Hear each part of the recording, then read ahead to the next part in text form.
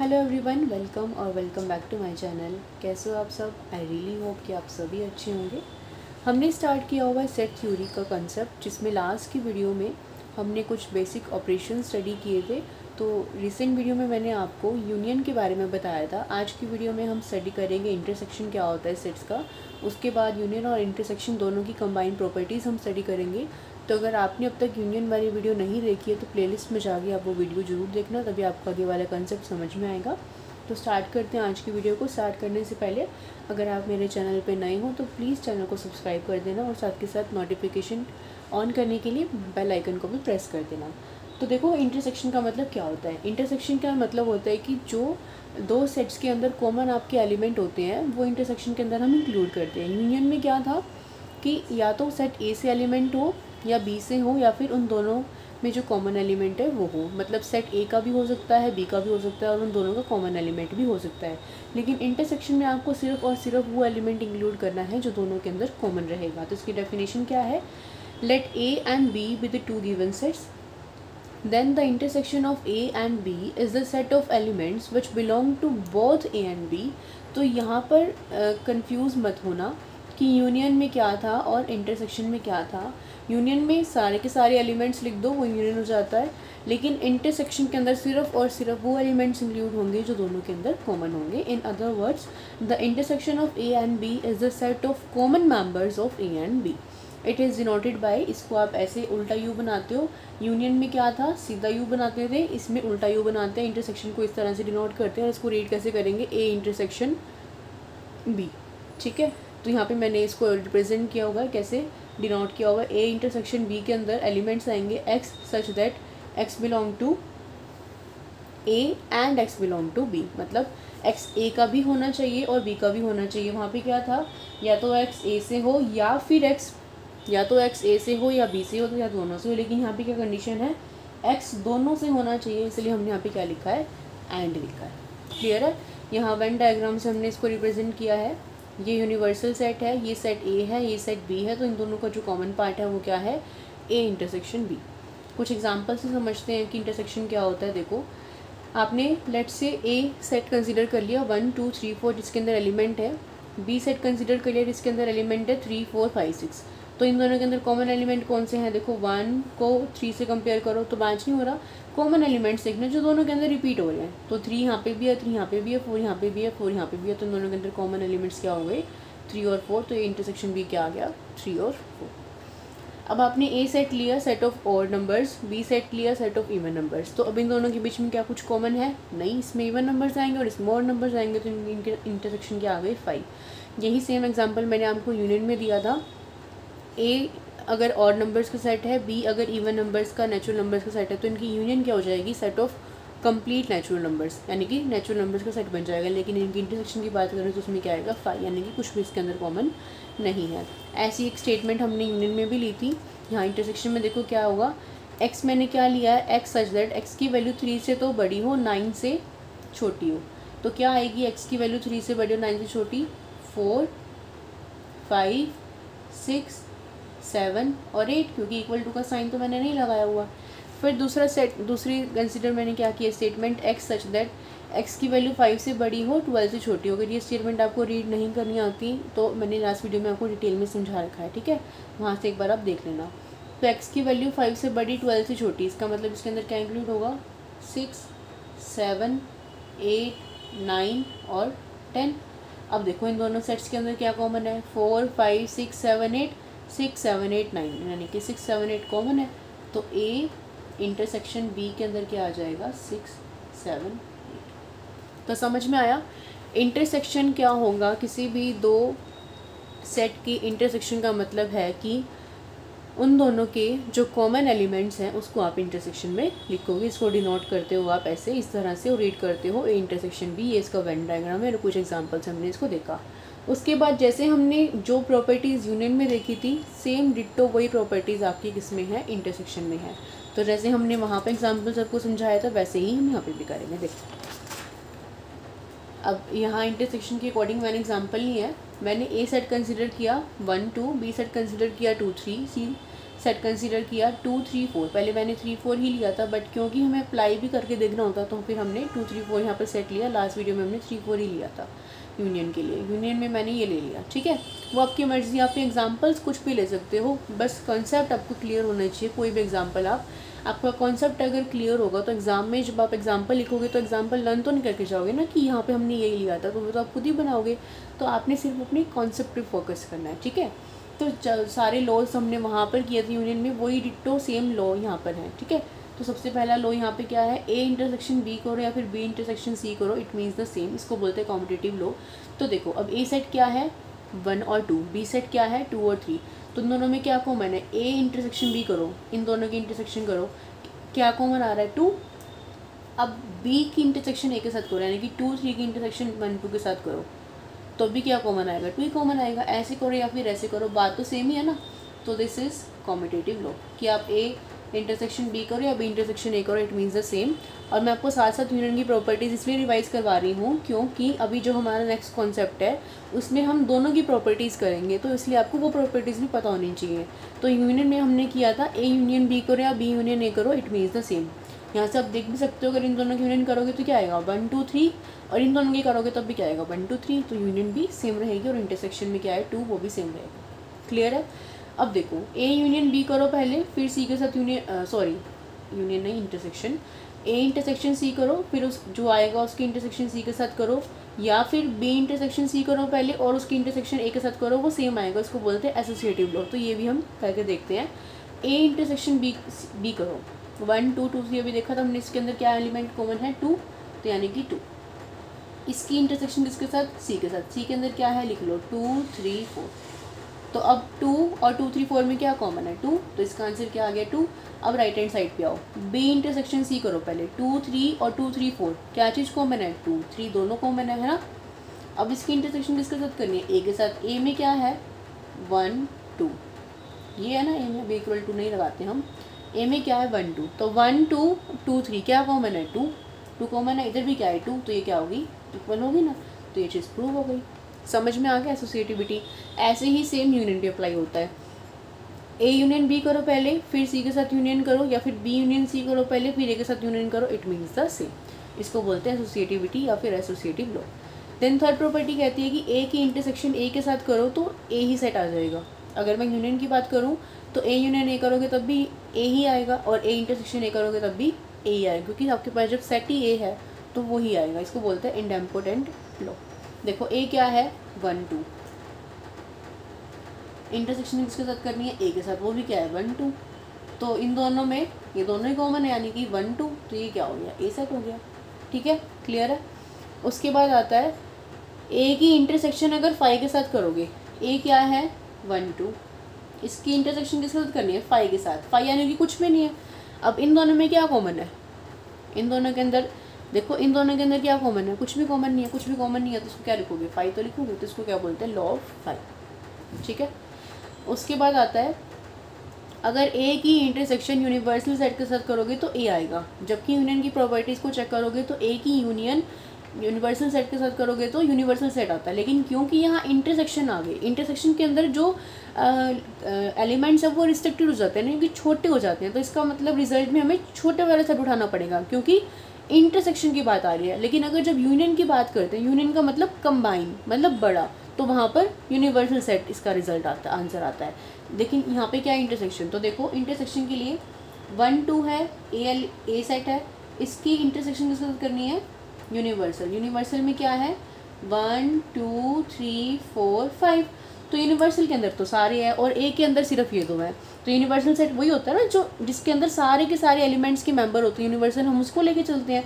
तो इसके अंदर तो सारे हैं, लेकिन क्या ए के अंदर तो सारे नहीं हैं, तो इन दोनों में क्या कॉमन है 1 2, और 1 2 ही आपको क्या था ए था। तो अगर आप किसी भी सेट की यूनिवर्सल सेट के साथ इंटरसेक्शन करोगे तो वो सेट ही रिजल्ट होगा, लेकिन अगर आप यूनियन करोगे तो आपको रिजल्ट में क्या मिलेगा यूनियन मिलेगा। क्लियर है। उसके बाद आता है 6 कि ए अगर बी का प्रॉपर सबसेट है तो ए इंटरसेक्शन बी क्या होगा ए। तो इसके लिए एक एग्जांपल लेते हैं हम कि जिससे ए और B proper subset, A B का प्रॉपर सबसेट हो। इसका मतलब क्या होता है प्रॉपर सबसेट का, कि ए के सारे एलिमेंट बी में हो, लेकिन बी के अंदर एक ऐसा एलिमेंट जरूर हो जो ए में ना। अगर आपने ऐसे लिया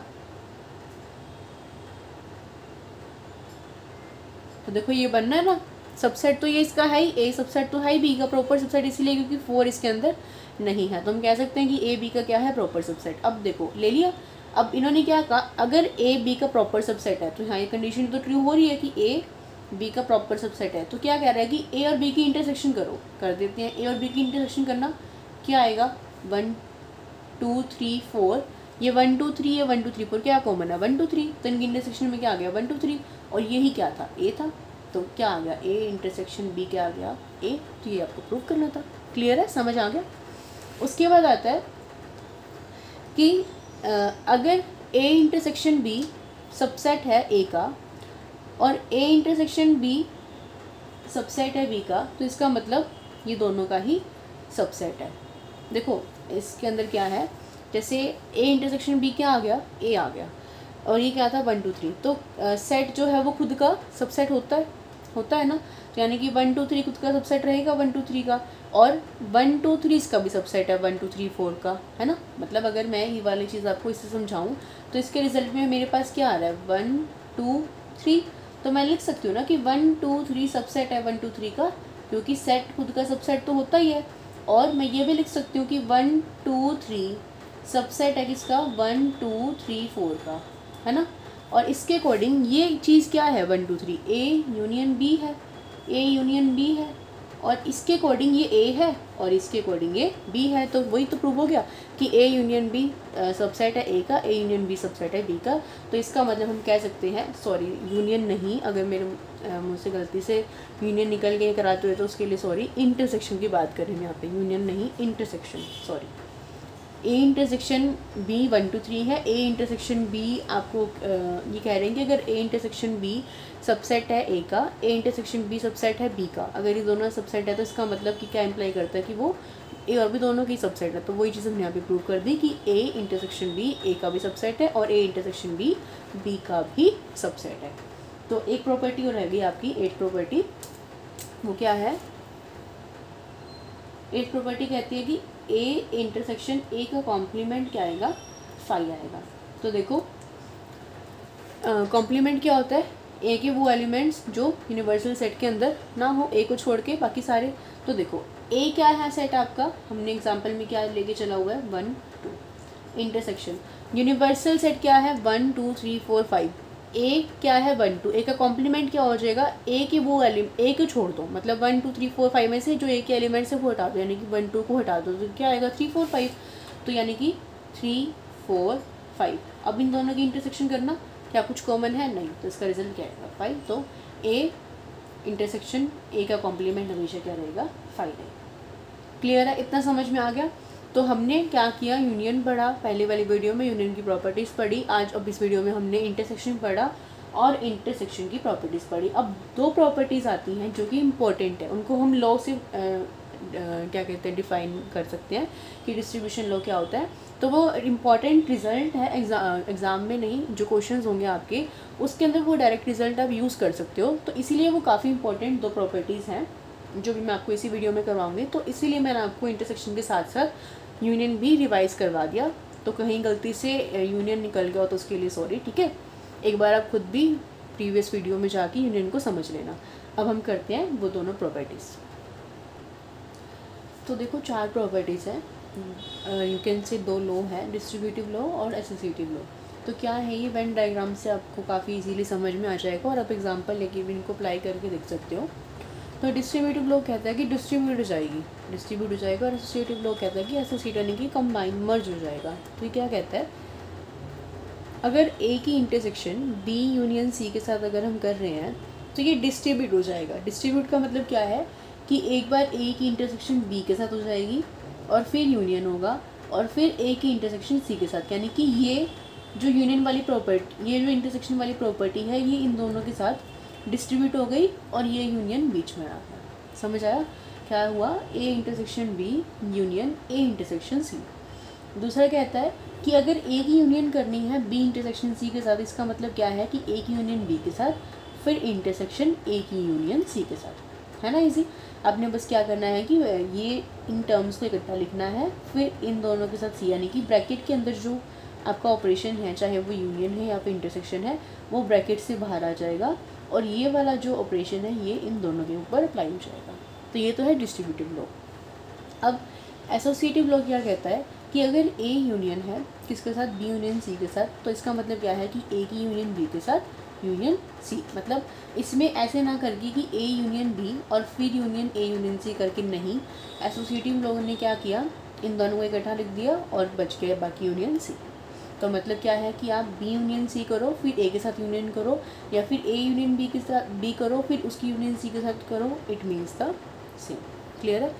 फिर आता है अगर ए और बी की इंटरसेक्शन करते हो फिर उनकी इंटरसेक्शन सी के साथ करते हो, या फिर ए की इंटरसेक्शन किसके साथ करो, बी इंटरसेक्शन सी के साथ। मतलब इसके अंदर क्या किया, यहाँ पे तो आपने डिस्ट्रीब्यूट कर दिया था, यहाँ पे आपने एसोसिएट कर दिया कि ए की इंटरसेक्शन बी था, ये ब्रैकेट था, फिर सी के साथ इसकी इंटरसेक्शन थी, तो आपने क्या किया, अलग अलग कर दिया। बस क्या किया कि आपने इन दोनों को इकट्ठा कर दिया।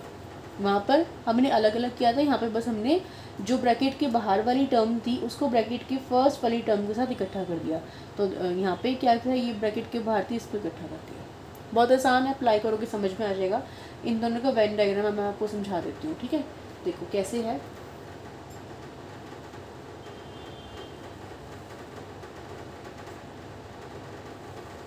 ये आपने यूनिवर्सल सेट ले लिया जिसके अंदर ये आपने ले लिया ए, ये मैं आपको फर्स्ट वाले के लिए समझा रही हूँ, वेन डायग्राम। ये है ए, ये है बी।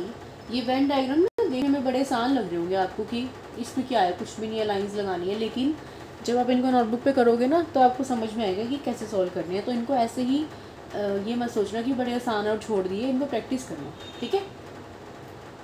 और ये आपने ले लिया ऐसे, इसके अंदर से सी। क्लियर है। अब देखो ध्यान से देखना, फर्स्ट के लिए कर रहे हैं हम बी यूनियन सी, ब्रैकेट वाला सॉल्व करेंगे पहले। बी यूनियन सी, देखो बी ए है, सी ए है, तो यूनियन का मतलब सारा कुछ, यानी कि अगर मैं इसको ऐसे रिप्रेजेंट कर रही हूँ कि ये बी है ना ये, और ये सी है, तो सी यहाँ से शुरू है तो सी के अंदर ये भी आएगा, ये भी इंक्लूड होगा, ये भी इंक्लूड होगा, ये भी इंक्लूड होगा, और ये भी। ये आपका बी यूनियन सी हो गया। अब इसकी इंटरसेक्शन किसके साथ करनी है, ए के साथ। देखो ए की बाउंड्री कहाँ तक है, यहाँ तक, ऐसे है ना, ये ध्यान से देखना, ये ए की बाउंड्री ऐसे है और ये सारा बी यूनियन सी है।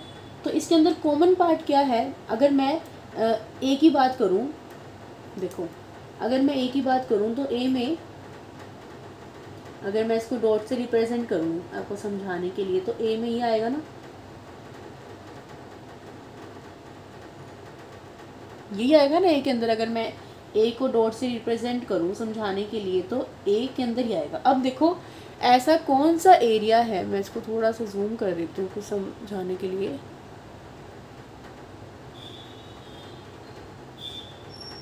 हो नहीं रहा क्या,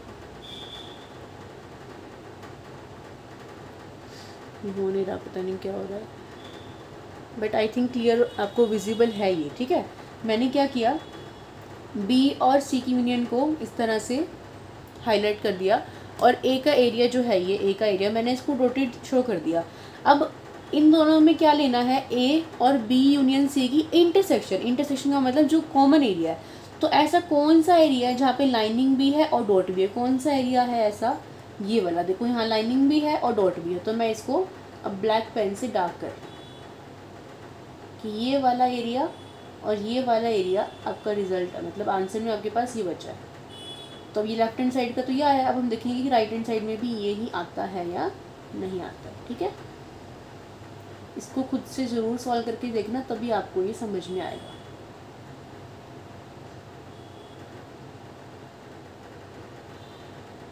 क्लियर है, समझ में आ गया आपके पास, इसका रिजल्ट ही आ गया। ये क्या है, A intersection B union C. अब इधर आ जाओ राइट हैंड साइड पर।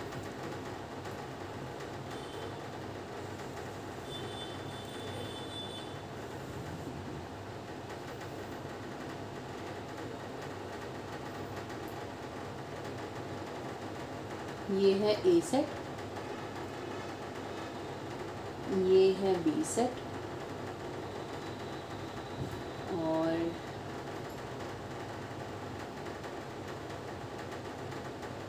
ये है आपका, थोड़ा सा ऐसे बनना था, कोई बात नहीं, ये आपका सी सेट। क्लियर है। अब सबसे पहले क्या है राइट हैंड साइड में, A intersection B union A intersection C, यानी कि ए इंटरसेक्शन बी लेना है, ए इंटरसेक्शन सी लेना है और इन दोनों की यूनियन कर देनी है। तो देखो पहले देखते हैं ए इंटरसेक्शन बी में क्या आएगा। देखो ए ये है, ए ये है, बी ये है। आपको दिख ही रहा है कि इनकी इंटरसेक्शन के अंदर सिर्फ ये एरिया कॉमन आएगा, आएगा ना ये एरिया कॉमन। ये मैंने इसको इस तरह से रिप्रेजेंट कर दिया। उसके बाद ए इंटरसेक्शन सी, देखो ये ए की बाउंड्री लाइन है, ये सी की बाउंड्री लाइन है। तो देखो ये ए का एरिया और ये सी का एरिया, तो क्या कॉमन आ रहा है इसमें, ये चीज़ कॉमन आ रही है ना। ठीक है, ये क्या था आपका ए इंटरसेक्शन बी, और ये वाला एरिया कौन से वाला, ये यहाँ से लेके और ये वाला एरिया, देखो ये ए की बाउंड्री लाइन है ना और ये सी की बाउंड्री लाइन है। तो कॉमन कौन सा एरिया है, ये वाला एरिया है ना कॉमन इसमें। ये तो बी की है, ये वाली इसकी बात नहीं कर रही मैं। देखो ये जो लाइन है ये बी की लाइन है, ये वाली लाइन बी की है, हम बात कर रहे हैं सी की, और ये है ए की। ये ए का पार्ट है और ये वाला पार्ट सी का है। तो इसके अंदर जो कॉमन एरिया है वो ये वाला है, यानी कि ये वाला यहाँ तक का, ये ए इंटरसेक्शन बी और ये ए इंटरसेक्शन सी। अब हम इन दोनों की क्या कर दी है, यूनियन। यूनियन का मतलब इन सबको इकट्ठा। तो इसका मतलब जो कॉमन जो मर्ज होने के बाद आएगा वो क्या आएगा, ये सारा ही आ जाएगा ना, ये सारा ही तो आ जाएगा। यूनियन का मतलब इन सबको इकट्ठा कर दो। तो देखो समझ आया। तो देखो लेफ्ट हैंड साइड और राइट हैंड साइड क्या सेम है, बिल्कुल सेम है। देखो ये वाला पार्ट इसमें अंदर, ये थोड़ा सा नीटली नहीं बना होगा शायद, तो आपको समझ में आने से मतलब है। समझ में आ गया। ये क्या था आपका ए इंटरसेक्शन बी और union A intersection C. Clear है। तो this is called distributive law. ऐसे ही सेम आप दूसरे वाले पे भी अप्लाई कर सकते हो, तो वो भी मैं आपको करके दिखा देती हूँ। एसोसिएटिव वाला आप खुद कर लेना क्योंकि वो आसान है, इसमें सिर्फ यूनियन करना है। देखो ये ए ले लिया, ये थोड़ा सा बड़ा सेट बी ले लिया, और ये सी। क्लियर है। क्या कह रही है इसमें सेकंड प्रॉपर्टी में, हमें बी इंटरसेक्शन सी यूनियन किसके साथ करनी है, ए के साथ। देखो ये बी की बाउंड्री लाइन है, ये सी की बाउंड्री लाइन है। क्या कॉमन है दोनों में, ये कॉमन है। देखो ये बी का पार्ट है और ये पार्ट बी का है, ये पार्ट सी का है। तो इस वाले में तो कहीं भी इंक्लूड नहीं हो रहा, लेकिन इसमें सी भी इंक्लूड हो रहा है, इसमें बी भी। यानी कि बी इंटरसेक्शन सी में क्या आ रहा है, ये वाला पार्ट आ रहा है। ठीक है। और उसके बाद किसके साथ यूनियन करनी है, इसकी ए के साथ यूनियन करनी है। तो देखो ए क्या है आपका, ये है, ये ए है, ये सारा ए है ना। तो देखो ये ए है, ये ए है, ये बी इंटरसेक्शन, इसको हम आकर के लिख भी सकते हो, ये बी इंटरसेक्शन सी है। तो मुझे क्या करनी है, यूनियन। यूनियन मतलब इन सबको कंबाइन। तो कंबाइन अगर मैं कर दूँ तो क्या रिजल्ट आएगा मेरे पास, ये सारा आएगा ना यहाँ तक का। यानी कि बचेगा क्या, सिर्फ ये वाला पार्ट और ये वाला पार्ट, है ना। तो आपको समझाने के लिए मैं इसको थोड़ा सा बोल्ड कर देती हूँ।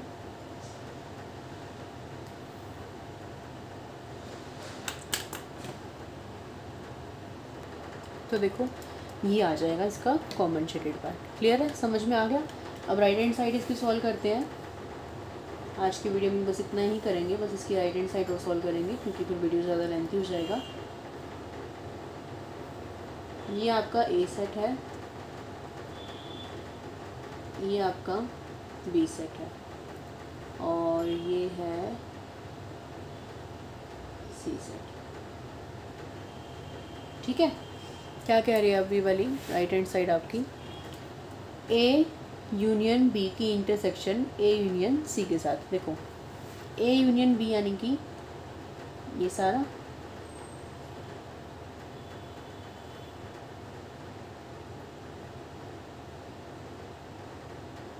ये सारा आएगा ए यूनियन बी में, ये ए का पार्ट, ये बी का पार्ट। ठीक है, ए यूनियन सी, ए ये है सी ये है, तो ए यूनियन सी के अंदर क्या आएगा, देखो ये भी आएगा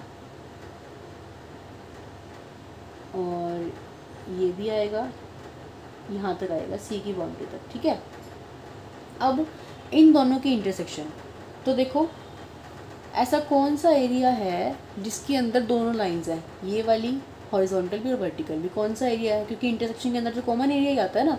तो देखो ये वाला एरिया है ना, ये देखो ये वाला एरिया, इसके अंदर दोनों लाइंस हैं, ये वाला एरिया इसके अंदर दोनों लाइंस हैं, इसमें नहीं, सिर्फ यहाँ तक के एरिया में दोनों लाइंस, यानी कि ये सारा एरिया यहाँ से यहाँ तक का वही सेम जो आपने इसमें किया था। ये मैंने ब्लू पेन से कर दिया, कोई बात नहीं। देखो आपके पास क्या आया है रिज़ल्ट में, ये वाला एरिया, ये वाला एरिया यहाँ तक। तो जब आप इसको बोल्ड करोगे तो देखो ध्यान से देखो, ये वाला एरिया और ये वाला एरिया सेम ही तो है, यानी कि नीचे वाला एरिया बच गया और बी बच गया। यही आपको प्रूव करना था कि लेफ्ट हैंड साइड और राइट हैंड साइड क्या है, सेम। ठीक है, ये क्या था आपका, ये था A union B intersection C, और ये क्या है, A union B intersection A union C. Clear है, समझ में आ गया? तो आई होप कि आपको मैंने आज जितना भी कराया है उतना समझ में आया हो। आज हमने इंटरसेक्शन पढ़ा, इंटरसेक्शन की प्रॉपर्टीज़ पढ़ी, और अब यूनियन और इंटरसेक्शन की प्रॉपर्टीज़ पढ़ी, जिसको हम कहते हैं डिस्ट्रीब्यूटिव और एसोसिएटिव लॉ। उसके बाद आपका जो इंपॉर्टेंट एक टॉपिक आएगा वो आएगा डी मॉर्गन्स लॉ, और फिर छोटे मोटे टॉपिक्स बीच में हैं, सेट डिफरेंस है, डिसजॉइंट है, कॉम्प्लीमेंट है, तो वो हम नेक्स्ट फर्दर वीडियोस में करेंगे। आज की वीडियो से रिलेटेड कोई भी डाउट हो तो कमेंट सेक्शन में कमेंट करके पूछ लेना। वीडियो अगर पसंद आ गई हो तो प्लीज़ वीडियो को लाइक कर देना, अपने सभी फ्रेंड्स के साथ शेयर कर देना। अगर चैनल पे आप नए हो तो चैनल को सब्सक्राइब कर लेना, ताकि आपको नई वीडियो की नोटिफिकेशन टाइमली मिल जाए। तो मिलते हैं नेक्स्ट वीडियो के लिए, नेक्स्ट वीडियो में। तब तक के लिए bye bye, take care, Radhe Radhe.